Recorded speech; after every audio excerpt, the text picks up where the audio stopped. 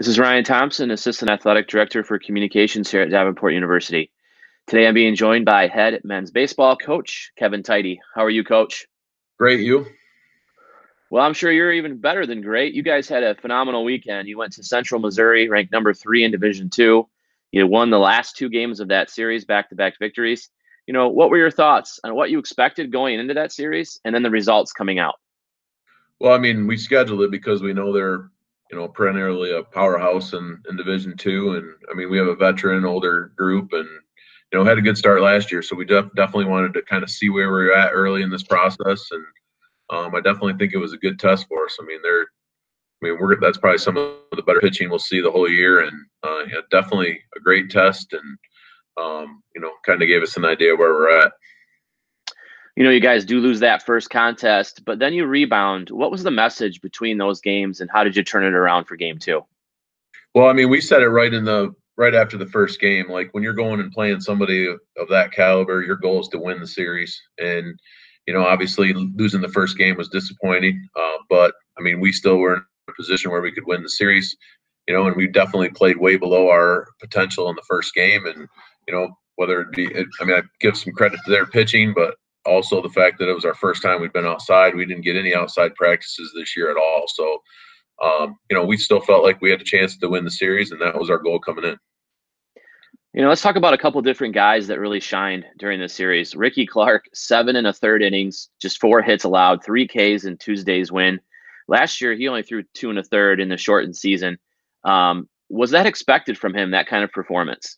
I mean, actually, yeah. I mean, we think Ricky's one of our better guys, and his slow start last year had everything to do with he broke his hand in the weight room in the winter, and was just getting back. I mean, he was going to make his first start for us out at Mercyhurst when the season got canceled. And I mean, Ricky's got a 4-pitch mix, and has been really working hard in the off season. Got a lot stronger, velocities jumped. I mean, everything about him, was set up for success. So we were definitely excited about seeing him throw, and the mix he had was definitely going to be effective.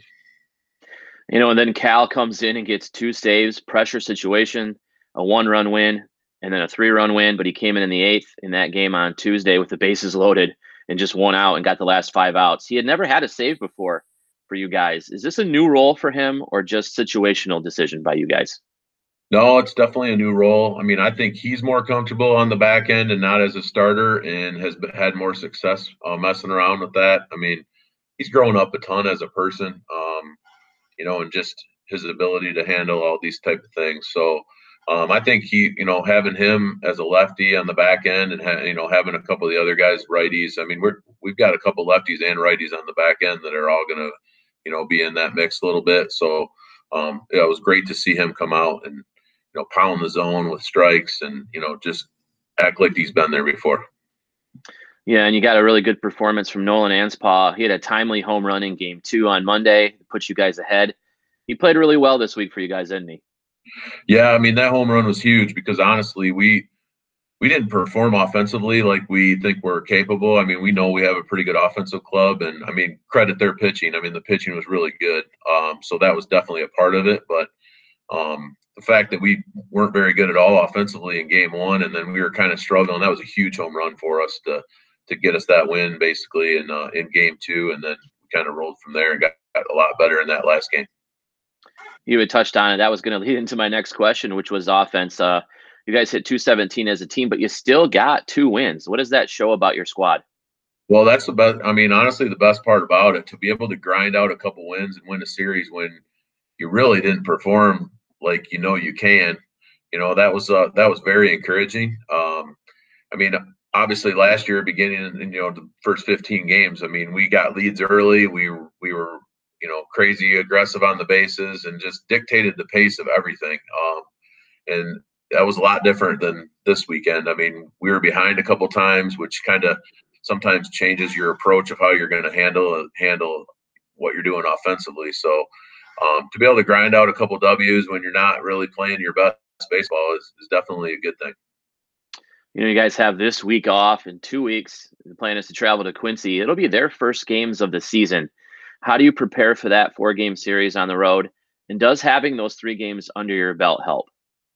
I think so. I mean, a little bit. Your first game's always interesting. I mean, the same thing last year. We lost the first game to Southern Indiana, and then kind of rolled after that.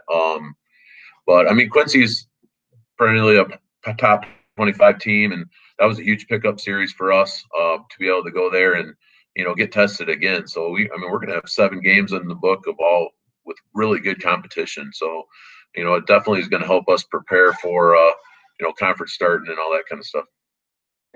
Well, Coach, thanks for taking a couple minutes to talk to me and give us some updates on your program. No problem. Thanks for having me. And everything else for the Davenport University baseball team, you can visit our website at dupanthers.com and visit us on social media at DU Athletics.